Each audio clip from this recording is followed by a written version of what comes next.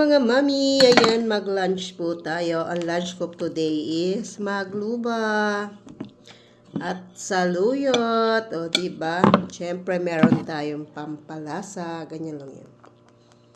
Tayo po ay kumain ng lunch. Kumusta po kayo dyan? Diba? Eating lunch, mami. Gutom na ako. Gutom na ang peg. Ito yung saluyot. Diba? Ganito magluto ng saluyot dito. So, sa Pilipinas, diba, nilalagay lang sa bagoongan, sa labong, hinahalo siya, diba?